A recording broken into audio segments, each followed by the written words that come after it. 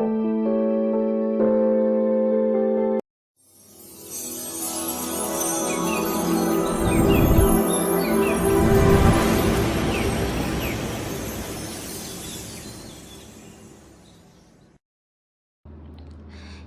Liệu xin chào bạn. Chào mừng bạn đến với kênh Móc Len của Dư Liệu Handmade.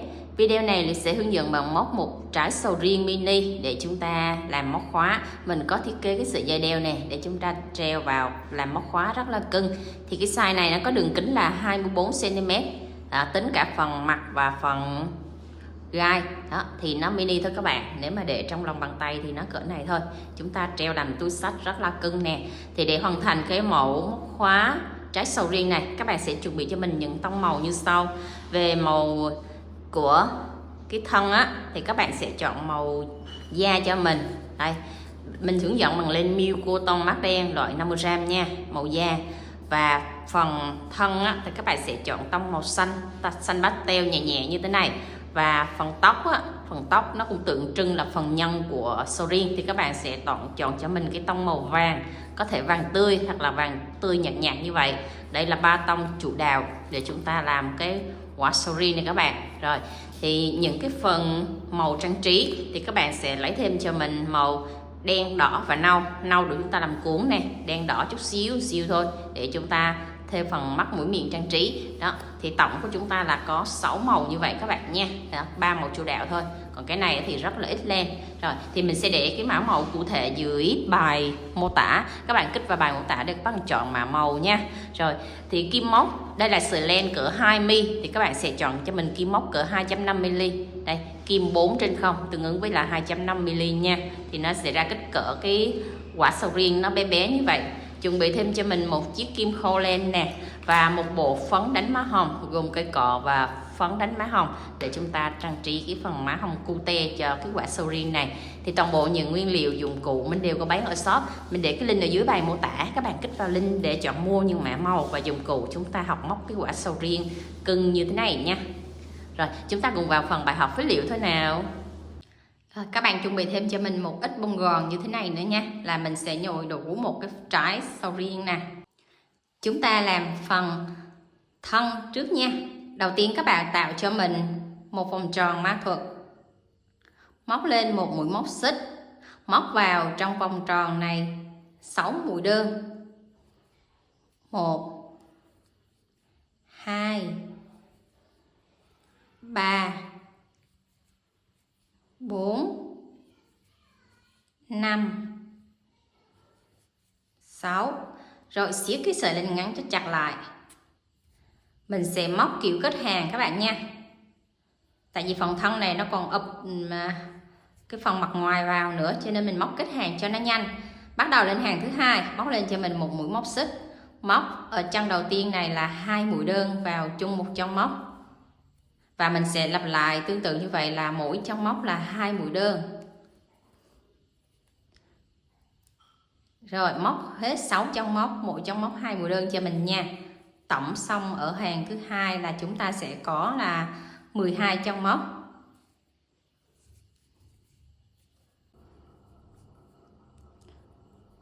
Xong rồi mình kết hàng lại bằng một mũi dời.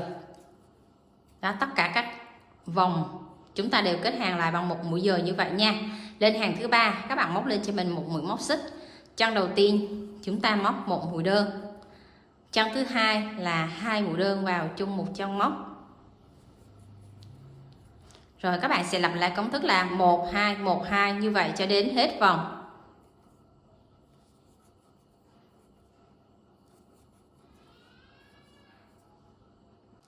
Kết thúc xong hàng thứ ba, mình sẽ có tổng là 18 chân móc nha.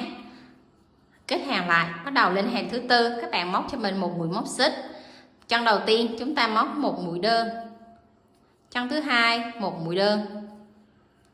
Chân thứ ba 2 mũi đơn vào chung một chân móc. Là hàng thứ tư chúng ta sẽ có công thức là 1 1 2. Rồi các bạn sẽ lặp lại công thức như vậy cho đến cuối vòng là XXV đó các bạn. Rồi các bạn sẽ lặp lại như vậy nha. Kết thúc xong hàng thứ tư, chúng ta sẽ có tổng là 24 chân móc. Bắt đầu lên hàng thứ năm, các bạn móc lên cho mình một mũi móc xích nè. Rồi chân đầu tiên chúng ta móc một mũi đơn, và hai chân tiếp theo mỗi chân móc một mũi đơn nữa, là 3 mũi đơn liên tiếp ở 3 chân móc nha. Chân thứ tư này các bạn sẽ tăng 2 cho mình vào chung một chân móc này, tăng 2 mũi. Đó, chân thứ tư các bạn sẽ móc là 1 1 1 2, rồi chúng ta lặp lại cho đến hết hàng nha.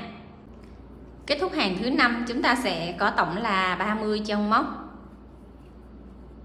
Rồi bắt đầu từ hàng thứ 5 đến hàng thứ 10 các bạn sẽ móc tổng là mỗi hàng là 30 chân móc đều thôi, không có tăng mũi nữa nha. Đó là chúng ta sẽ móc đều với mỗi chân móc một mũi đơn như vậy, 30 chân móc. Các bạn sẽ lặp lại từ hàng thứ 5 từ hàng thứ 6, sorry các bạn, từ hàng thứ 6, thứ 7, thứ 8, thứ 9, thứ 10 là đều móc 30 mũi đơn hết. Rồi mình sẽ gặp các bạn sau khi các bạn móc xong đến hàng thứ 10 vẫn giữ nguyên là 30 chân móc nha. Rồi mình đã móc xong đến hàng thứ 10 đây, 10 9 8 7 6 đó, từ hàng thứ 6 đến hàng thứ 10 nó giữ nguyên 30 chân móc thì nó sẽ có cái độ bo tròn như vậy. Đây, rồi bắt đầu chúng ta sẽ bo từ từ cái vòng tròn này lại nè. Bắt đầu lên hàng thứ 11 các bạn móc cho mình một mũi móc xích nha. Ở chân đầu tiên chúng ta móc một mũi đơn, chân thứ hai một mũi đơn, chân thứ ba một mũi đơn. Bắt đầu đến chân thứ tư và chân thứ 5 chúng ta dồn mũi, đó, 3 mũi đơn liên tiếp nhau. Chân thứ tư và thứ 5 dồn mũi. Cách dồn mũi là chúng ta chỉ lấy 1 mét bên ngoài này, và chân kế tiếp chúng ta cũng lấy 1 mét bên ngoài này. Đó gọi là mũi dồn tàng hình đó các bạn, để các khi mà mình nhồi bông nó không có bị cộm lên nha. Rồi đó, chúng ta đã dồn được 2 mũi dồn 1. Rồi bắt đầu 3 chân kế tiếp các bạn sẽ móc cho mình là 3 mũi đơn liên tiếp ở 3 chân móc. Đó, rồi đến mũi dồn mình ký hiệu là chữ A, là 3x1A nha. Chúng ta sẽ lấy 1 mét bên ngoài này, rồi tiếp tục 1 mét bên ngoài này nữa, ngoắt sợi len qua, rồi chúng ta đi một mũi đơn. Đó, mình sẽ làm lại công thức là 3x1A như vậy cho đến hết vòng nha. Đến chân cuối là chân dồn mũi đó các bạn. Rồi chúng ta cũng kết hàng lại bằng một mũi dời. Bắt đầu lên hàng thứ 12 các bạn móc cho mình một mũi móc xích, 2 chân liên tiếp nhau, mỗi chân móc một mũi đơn, 1 đơn, 2 đơn. Rồi chân thứ 3 và chân thứ 4 chúng ta sẽ dồn mũi lại nha.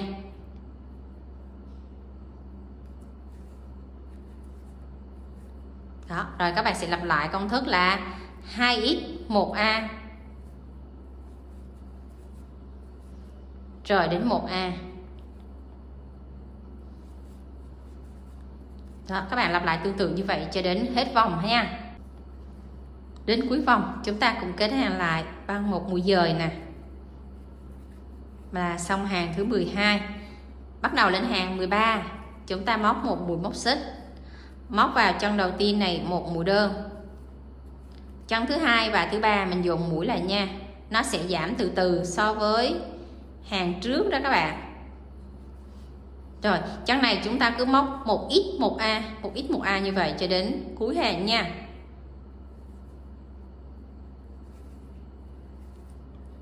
Đó, các bạn sẽ móc đều 1x1A như vậy ha. Rồi chúng ta kết hàng lại là xong hàng 13. Rồi tại vị trí này các bạn sẽ cho bông gòn vào nha.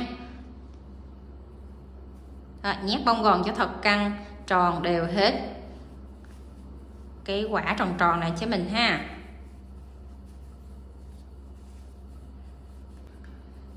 Rồi, các bạn nhớ là phải nhồi căng đều hết 4 mặt cho mình cho nó tròn như vậy nha.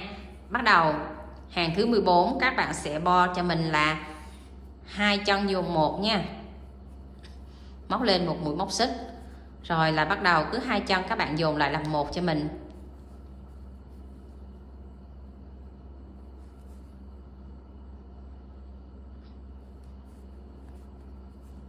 Đó, dồn đều như vậy cho mình 12 chân móc, chúng ta sẽ dồn lại còn 6 chân móc nha.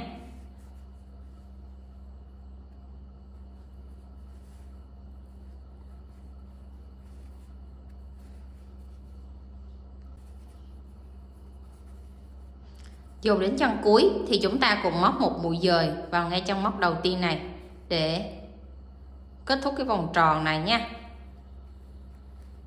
Khi móc mũi dời thì nó hơi khó móc chút xíu, tại vì cái này là vòng tròn cuối á các bạn.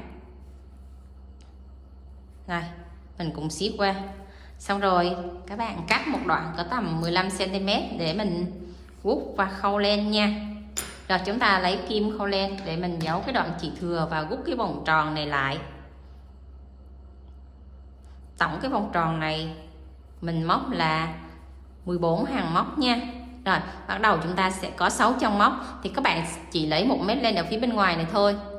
Đó, mỗi chân móc đều lấy 1 mét len bên ngoài. 2 3 4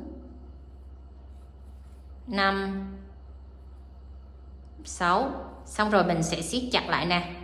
Rồi cái vòng tròn nó tự nó tròn lại vậy nha. Rồi chúng ta giấu lên là mình đã móc xong cái quả bóng tròn tròn này.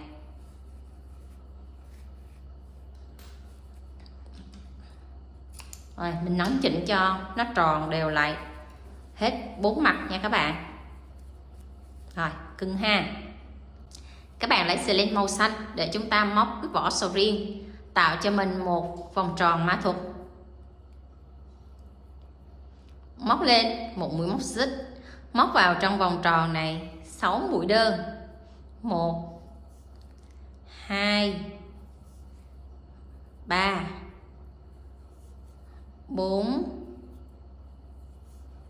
5 6. Rồi mình siết chặt cái sợi ngắn lại và chúng ta cũng móc kết hàng. Tại vì cái vỏ sầu riêng này mình còn móc cái phần gai lên nữa, cho nên là mình cứ móc kết hàng cho nó dễ nha.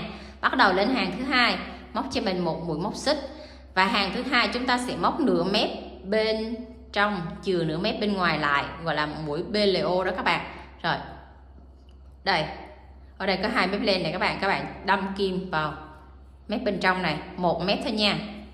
Móc vào đây cho mình 2 mũi đơn vào chung một chân móc. Tại sao mình lại móc 1 mép, mình chừa mép ngoài? Chừa mép ngoài lát nữa mình sẽ móc cái gai sầu riêng nó ở mép ngoài đó các bạn. Rồi các bạn sẽ móc đều cho mình là mỗi chân móc 2 mũi đơn và đều móc 1 mép bên trong, chừa mép bên ngoài này lại cho mình nha. Đó, các bạn sẽ móc đều đến chân cuối cùng cho mình luôn. Là hàng thứ hai mình có tổng là 12 chân móc.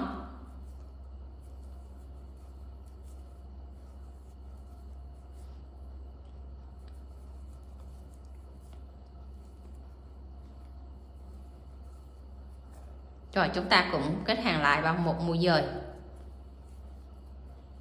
Bắt đầu lên hàng thứ ba, móc lên cho mình một mũi móc xích, móc vào chân đầu tiên này một mũi đơn. Ở vỏ sầu riêng này các bạn sẽ lưu ý cho mình là hàng trắng là chúng ta sẽ móc mũi BLO là mũi nửa mép, hàng lẻ là chúng ta sẽ móc nguyên mép. Đây là hàng thứ ba là hàng lẻ này, các bạn sẽ móc nguyên mép như vậy nha. Đó, vô 2 mép len luôn. Là hàng thứ ba mình sẽ công thức là 1 2, tương tự như mình móc ở cái phần quả cầu tròn vậy các bạn. Đó, chúng ta cũng tăng tịnh tiến là 1 2 như vậy. Là hàng thứ ba mình có tổng là 18 chân móc nha. Hàng thứ ba mình móc bình thường, không có móc mũi nửa mép. Rồi các bạn sẽ móc đến chân cuối như vậy ha.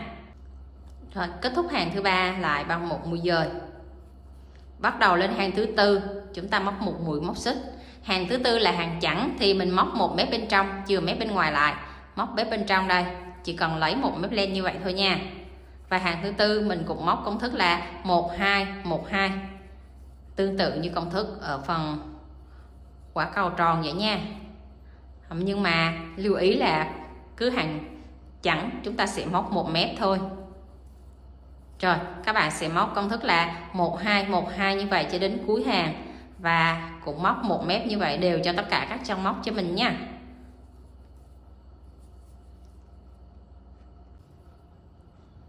Rồi đến cuối hàng chúng ta kết hàng lại là xong hàng thứ tư. Hàng thứ tư nó sẽ có 1 mép cộm ra phía bên ngoài như vậy. Lên hàng thứ năm chúng ta sẽ có công thức là 1 1 1 2 là 3 chân 1 và một chân 2 chúng ta sẽ móc 2 mép, tại vì hàng thứ 5 là hàng lẻ. Rồi 3 chân 1 và chân này là chân chúng ta thêm 2. Rồi các bạn sẽ móc như vậy cho đến cuối hàng nha. 1 1 1 2, lặp lại như vậy cho đến hết vòng. Kết thúc hàng thứ 5, các bạn cũng có tổng là 30 chân móc như phần mà mình móc vòng tròn với các bạn. Rồi bắt đầu từ hàng thứ 5 đến hàng thứ 10 thì các bạn cũng móc tương tự giống như cái quả cầu tròn này, là các bạn sẽ móc tổng là 30 chân móc ở hàng thứ 6 và hàng thứ 10 các bạn nha.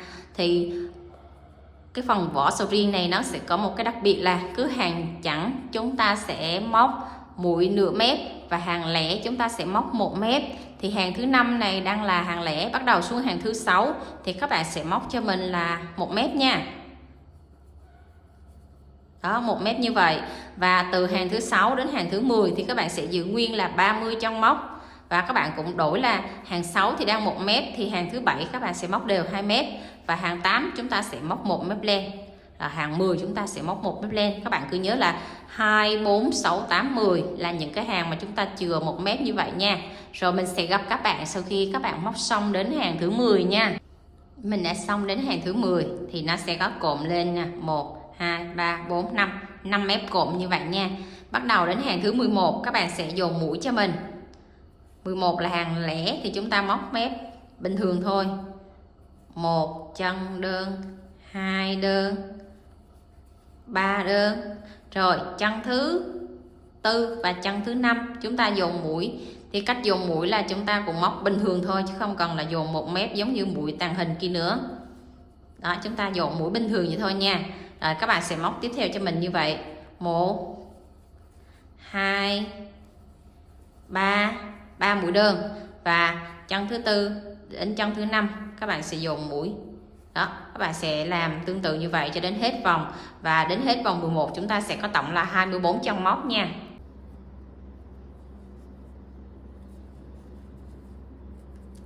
Móc đến chân cuối rồi thì mình cũng kết hàng lại bằng một mũi dời, siết chặt lại và các bạn móc lên một mũi móc xích nữa, siết chặt và mình cắt lên nha. Xong rồi chúng ta sẽ cho vào trong cái đầu này. Thì cái phần mà nối đường gân này nè các bạn sẽ cho nó vào bên trong để mình giấu cái phần mối nối của mình đi nha. Đó, để cái mặt đẹp nó sẽ quay ra bên ngoài cho nó dễ trang trí nha các bạn. Rồi cưng ha. Rồi bây giờ tới phần móc gai của quả sầu riêng. Gai của quả sầu riêng thì có 2 cách móc. Một là các bạn sẽ móc từ trước ra đằng sau, là từ cái hàng đầu tiên này các bạn móc ra đằng sau. 2 là các bạn sẽ móc từ ở sau này ra đằng trước. Đó, có 2 cách như vậy. Thì mình sẽ hướng dẫn các bạn cách móc từ sau ra đằng trước, nó sẽ dễ hơn. Đây, khi móc từ sau ra đằng trước thì các bạn sẽ bắt đầu đưa cái kim vào đây.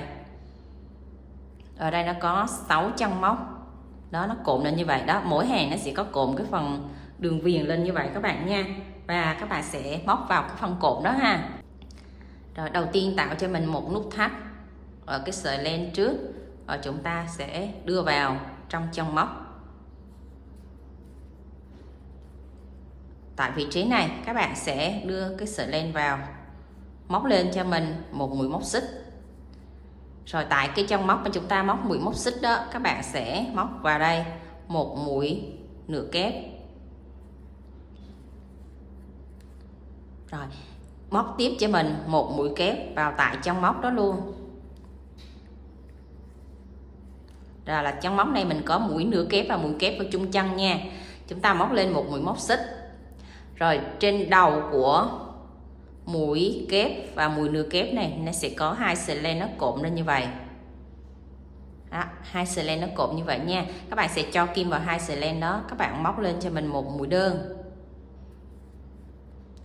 Bắt đầu qua hàng thứ 2, và trong móc thứ 2 các bạn, và trong móc thứ 2 các bạn ngoắt sợi len, móc cho mình một mũi kép.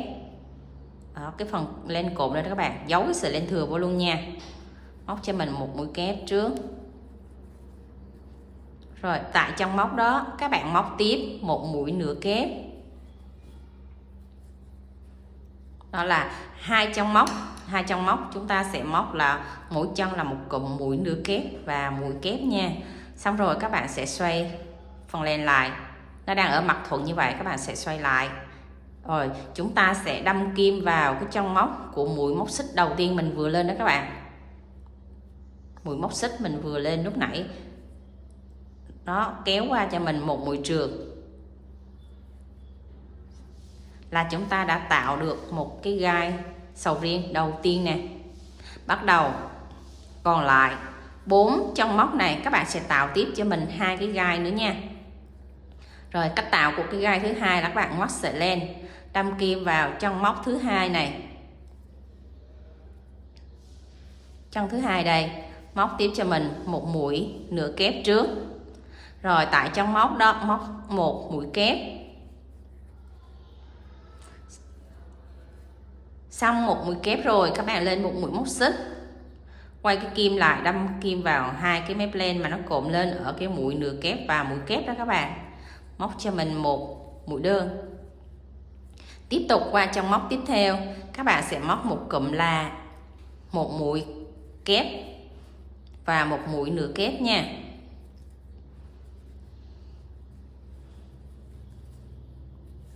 Đó, xong hai chân móc rồi các bạn sẽ quay phần len lại, móc vào cái phần mà chúng ta nối giữa hai phần gai này, nối giữa hai phần gai nó có hai cái sợi len nó đang nằm ở cái vị trí này, vị trí giữa hai gai đó, các bạn sẽ móc vào đây một mũi dời là mình đã tạo xong cái gai thứ hai. Còn lại hai chân móc các bạn móc cho mình một cái gai thứ ba nữa, cũng tương tự công thức như vậy nha. Rồi chân tiếp theo các bạn móc mũi nửa kép trước, rồi bắt đầu đến tới mũi kép cùng chung trong móc nha.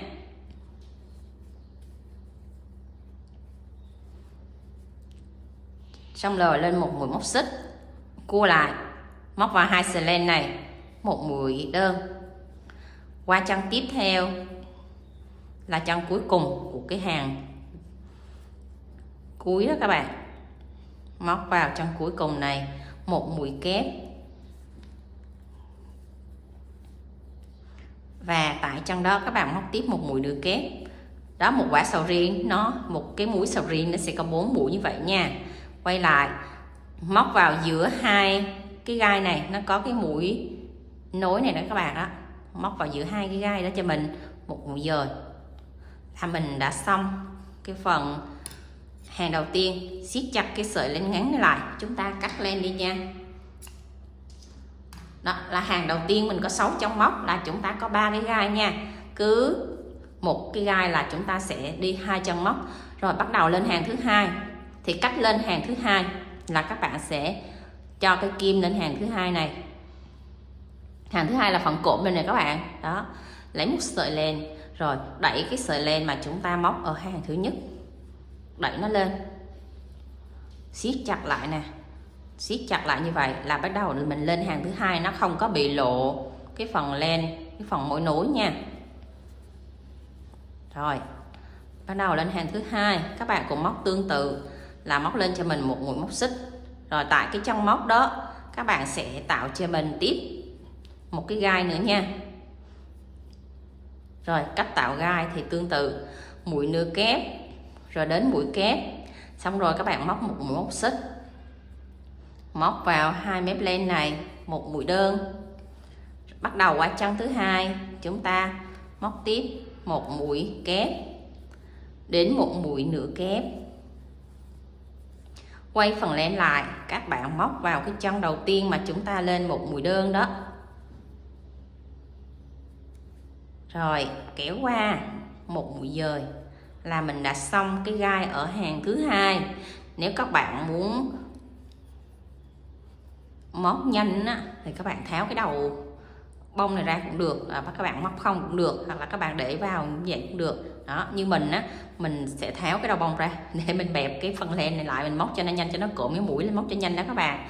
Bắt đầu lên cái gai tiếp theo nè, mũi nửa kép rồi đến mũi kép, xong rồi chúng ta móc một mũi xích rồi cua lại đây 2 sợi len, móc 1 mũi đơn. Đó, chúng ta làm tiếp theo cho những cái gai còn lại cũng tương tự công thức như vậy nha. Là cách kết hàng bên này và chúng ta lên hàng tiếp theo thì chúng ta cũng đưa sợi len và kéo cái sợi len nó lên hàng thứ hai, rồi là mình móc tiếp theo như vậy thôi. Đó, mình đã tạo xong được 5 cái gai rồi thì các bạn sẽ móc tiếp 1 2 3 4 5 và hàng thứ 6. Hàng thứ 6 là hàng đây. Hàng thứ 6 là các bạn móc 1 mép ở hàng đây, là chúng ta sẽ có tổng là 6 hàng gai nha. Rồi mình sẽ gặp các bạn sau khi các bạn móc xong tổng là 6 hàng gai, rồi mình sẽ đút cái đầu bông này vào trong phần gai của sầu riêng nữa nha. Rồi mình đã móc đến chân gai cuối cùng, là tổng là chúng ta có 6 hàng gai nha. Cảm ơn các bạn đã theo mình đến cuối chặng đường nha. Rồi để cho móc cuối cùng này, chúng ta kết hàng lại bằng một mũi móc xích. Rồi siết chặt lên và mình sẽ cắt lên một đoạn dài dài chút xíu để mình khâu vào trong cái phần nhân sầu riêng nha. Cái này mình khâu để cho nó dính vào cái nhân với cái vỏ luôn đó các bạn, cho nên các bạn sẽ cho mình một đoạn dài để mình khâu cho nó dính vào nè. Đây, tại đây thì các bạn sẽ đâm kim sâu xuống để chúng ta cho cái phần vỏ và phần ruột nó khớp nhau, nó khỏi bị tuột luôn đó các bạn ha. Rồi cái đoạn nào là cái đoạn mối nối nè, cái đoạn này là cái đoạn gân sóng mối nối từ cái điểm cuối cho đến điểm đầu nè. Thì tại cái gân này các bạn sẽ xử lý cho hai cái phần gai này nó khớp với nhau bằng cách như vậy. Cái gai cuối nè với cái gai đầu nè, các bạn sẽ cho kim khâu cho nó khít lại với nhau.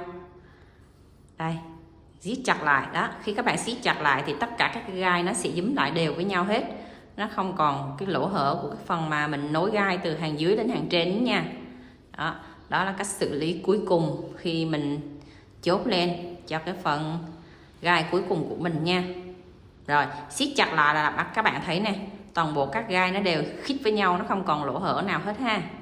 Đó là cách chúng ta làm cái phần gai này đẹp nhất. Rồi các bạn sẽ khâu đều cho mình để cái phần gai nó khớp vào trong cái phần ruột của trái sầu riêng luôn, nó không có bị bung nha. Đó, khi mình treo móc khóa thì nó không có bị bung. Đó, các bạn nhớ sẽ khâu đều vòng quanh cái vòng tròn này cho mình một vòng như vậy đó các bạn. Và đâm xuống cái phần đó, đâm xuống cái phần ruột, kéo lên cái phần gai. Rồi các bạn sẽ vòng cho mình một vòng tròn xung quanh cái trái sầu riêng như vậy là ok ha. Rồi đó, chúng ta sẽ xài nó không có bị bung ha. Rồi mình sẽ cắt lên nha. Các bạn lấy xì len màu vàng để mình móc phần tóc nha. Tạo cho mình một vòng tròn ma thuật, móc lên một mũi móc xích, móc vào trong vòng tròn này 6 mũi đơn là mình đã tạo xong cái phần tóc bé. 3 4 5 6 mũi đơn. Mình siết cái sợi len ngắn chặt lại và móc cho mình một mũi dời vào chân đầu tiên này. Mình đã tạo xong cái phần tóc bé nha. Siết đẩy sợi len qua và cho cái sợi len mình vừa cắt đó đi xuống phía dưới chân móc luôn.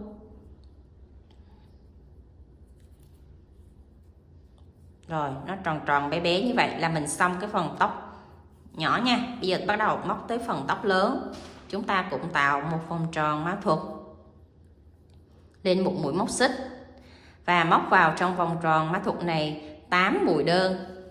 1 2 3 4 5 6 7 8. Siết chặt cái sợi len ngắn này lại và móc một mũi dời vào trong móc đầu tiên này. Rồi kéo cắt lên và luồn cái sợi len ngắn này xuống phía dưới là chúng ta đã tạo xong phần tóc ngắn nha.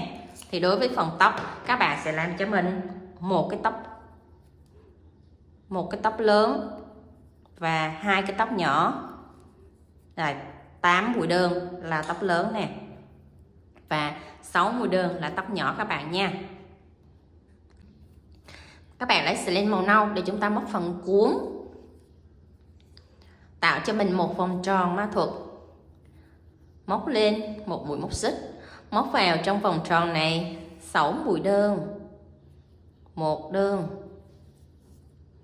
2, 3, 4, 5, 6. Xong 6 mũi đơn, siết cái sợi len ngắn chặt lại và mình móc cũng kiểu kết hàng nha. Kết hàng lại cho mình là mình đã xong hàng đầu tiên. Bắt đầu lên hàng thứ hai, móc cho mình một mũi móc xích, móc vào chân đầu tiên này một mũi đơn. Rồi đó, các bạn sẽ móc hàng thứ hai là mỗi chân móc một mũi đơn, là chúng ta sẽ có 6 mũi đơn. Thì từ chân thứ hai đến chân thứ 6 các bạn sẽ móc lần lượt là mỗi chân móc là 6 mũi đơn như vậy nha. Để kết thúc hàng, các bạn sẽ lên tới hàng tiếp theo thì chúng ta cũng móc một mũi móc xích. Đây, hàng thứ hai chúng ta bẻ cái phần len thuận nó ra bên ngoài trước, rồi mình mới kết hàng để cho nó tạo cái độ tròn và nó cũng dễ kết hàng lại đó. Rồi mình sẽ kết hàng lại nè. Đó, cái cuốn sầu riêng thì nó bé như vậy thôi. Rồi bắt đầu các bạn sẽ móc hàng thứ hai cho đến hàng thứ ba đến hàng thứ 6 thì tương tự công thức như hàng thứ hai vậy đó. Cứ mỗi hàng là 6 mũi đơn và lên một mũi móc xích để bắt đầu lên tiếp hàng tiếp theo như vậy. Rồi mình sẽ gặp các bạn sau khi các bạn móc xong đến hàng thứ 6 nha. Rồi mình đã móc xong đến hàng thứ 6, nó thành ra cái cuốn sầu riêng bé như vậy. Rồi thì cái cuốn sầu riêng này các bạn sẽ đính vào cái quả sầu riêng. Nó chỉ là cái phần mà để chúng ta trang trí hoặc là để trưng. Thì cái quả sầu riêng nó có cái cuốn như vậy. Còn nếu mà các bạn mà muốn treo làm móc khóa thì các bạn phải tạo thêm một cái dây như vậy để mình treo cho nó tiện. Hoặc là các bạn gắn móc khóa thì các bạn không có cần làm cái dây, thì mình hướng dẫn cho các bạn làm cái sợi dây đeo để các bạn gắn vào làm móc khóa. Rồi thì cái cách làm sợi dây đeo như sau. Tại cái vị trí của hàng móc thứ 6 này, các bạn sẽ móc lên cho mình tổng là 45 mũi móc xích nha. 1, 2, 3, 4. Rồi các bạn móc đến chân mũi thứ 45 cho mình nha. Móc đến chân mũi xích thứ 45 rồi thì các bạn sẽ kết hàng lại tại cái chân mà chúng ta lên mũi xích này nè. Rồi tại chân này các bạn sẽ cho kim vào và móc qua cho mình một mũi trượt. Siết chặt lại, móc lên một mũi móc xích nữa. Rồi các bạn sẽ cắt một đoạn len cho mình có chiều dài khoảng tầm là 20 cm để mình dùng cái sợi len này mình khâu vào trong vỏ sầu riêng nha. Rồi còn các bạn mà không có làm sợi dây xích này, các bạn gắn cái móc khóa bình thường thì các bạn không cần làm mũi xích này mà chúng ta chốt hàng tại hàng thứ 6 này nha. Đó, cái sợi dây xích nó dài như vậy các bạn nhé. Các bạn sẽ chuẩn bị cho mình 3 chóm tóc để chúng ta bắt đầu dán trang trí nha. Đầu tiên các bạn sẽ dán cho mình cái phần tóc dài trước. Cho một ít keo và chúng ta sẽ ịn nó vào tại cái vị trí chính giữa của quả sầu riêng. Các bạn phải canh đúng vị trí chính giữa để chúng ta cho cái phần tóc dài vào đây trước nha. Luôn luôn lúc nào các bạn cũng phải dán cái phần tóc dài trước rồi mới tới cái phần tóc ngắn hai bên sau.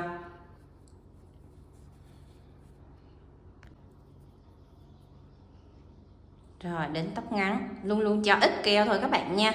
Cái phần này nó quá là bé cho nên là các bạn cho nhiều keo là nó sẽ bị tràn ra bên ngoài. Rồi ướm nó vào vị trí chính xác rồi chúng ta sẽ đặt nó xuống thôi. Cái phần tóc này là mình móc tròn nhưng mà khi mình dán vô thì mình chỉnh cho nó dài chút xíu để cho nó ra đúng cái phần tóc mini cho nó cưng nha. Rồi các bạn sẽ dán trang trí bên này nữa là chúng ta đủ 3 phần chóm tóc nha vào vị trí này. Xong rồi bắt đầu chúng ta thêu mắt và miệng nha. Từ cái vị trí mà tóc này nè các bạn sẽ cắt xuống cho mình hàng thứ nhất, hàng thứ hai, hàng thứ ba. Mình thêu miệng và mắt ở hàng thứ ba. Rồi các bạn sẽ đâm kim từ phía sau này ra cho mình. Đây, canh đúng vị trí chính giữa của cái phần tóc xuống nè. Các bạn sẽ cho cái miệng nó qua đây. Rồi, đâm kim qua một chân móc kế bên để tạo cái phần miệng.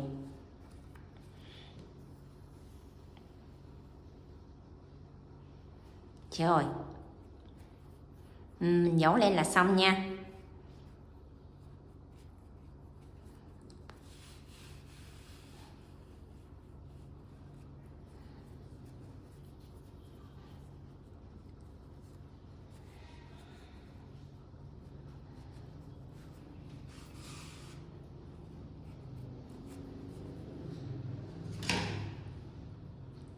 Rồi cái sợi màu đỏ bên kia các bạn cũng luồn qua 2 vòng và giấu lên, cắt lên cho mình nữa là xong cái phần miệng nha.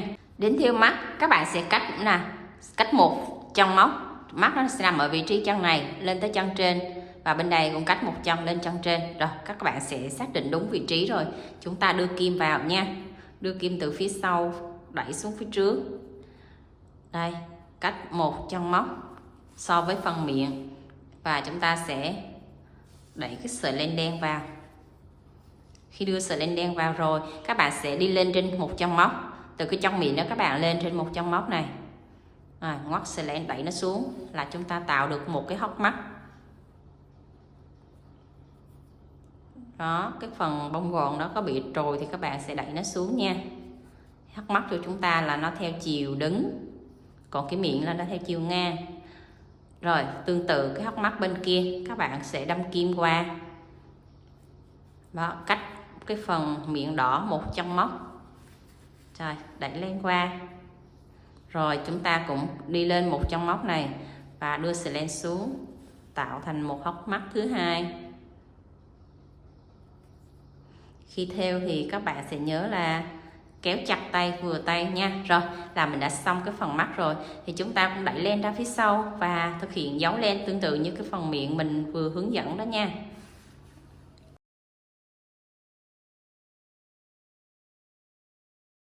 Đến phần quánh má hồng thì các bạn sẽ đánh từ cái phần mà miệng và mắt, các bạn sẽ đẩy nó ra từ đây.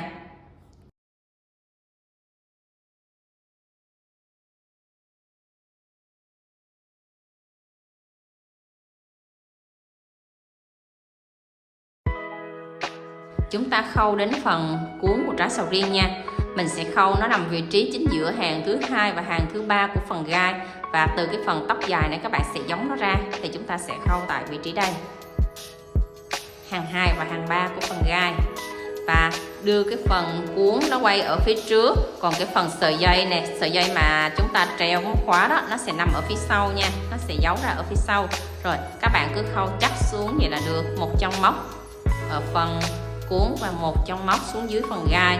Phần gai thì các bạn cứ khâu gá gá thôi là được, không cần phải khâu đúng vị trí chân móc đâu ha.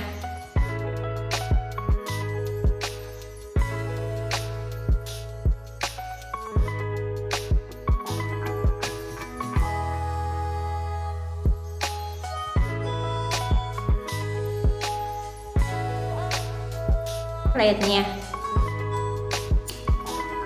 Đó, và chúng ta đã hoàn thành xong quả sầu riêng cute mini rất là cưng. Đây, quả này mà chúng ta treo móc khóa là rất là độc mà không có đụng hàng với ai đâu ha các bạn.